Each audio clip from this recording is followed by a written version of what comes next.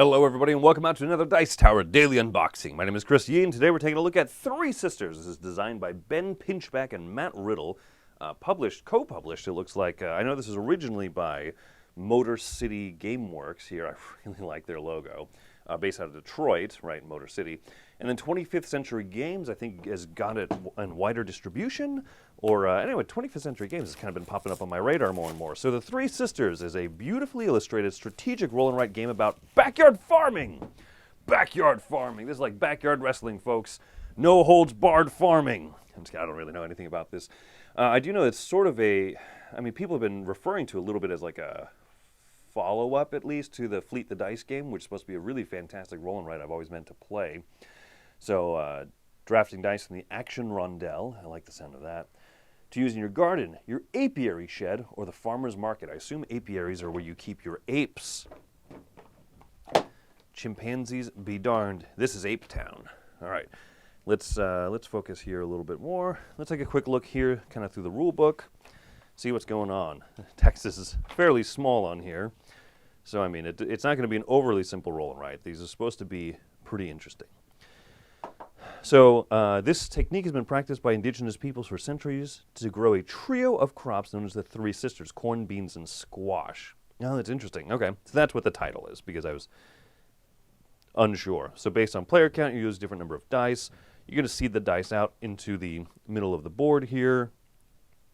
Gardening phase, you're going to be crossing off boxes and checking off doodles and wizards and whatnots. Then you're going to do the rondelle actions. Perennials. Oh, those mean plants that grow all year round. I've learned this from Wendy. So you got your tulips, you got your hydrangea, you got your iris, you got your hyacinth, your crocus, and your daffodils. So then you go to the apiary phase. Oh man, I can't tell you how much I've wanted to play a game that has an apiary phase. I'm not really being sarcastic. This is really interesting to me. It sounds like they're really leaning into the theme. So that's what's going on there. Compost track. Oh yes. And then there's rules for a solo mode. Target scores at the end of the game. Weather expansion.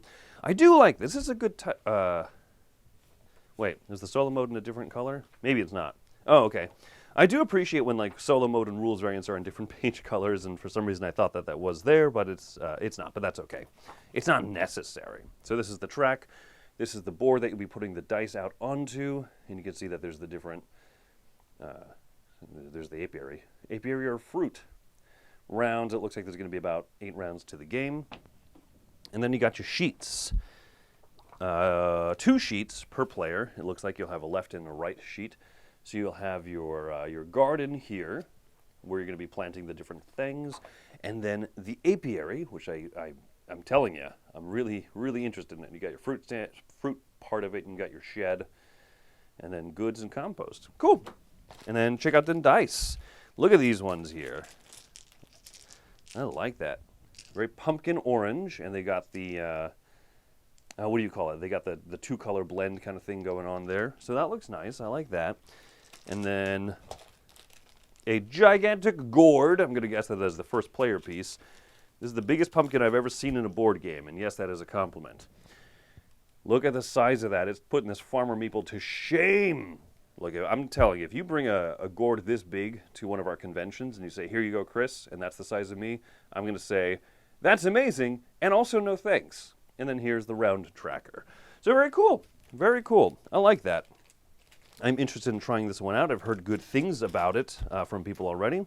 So that, folks, is your first look into Three Sisters by Motor City Games in 25th Century. Thanks so much for coming by the Dice Tower. Have yourselves a fantastic day.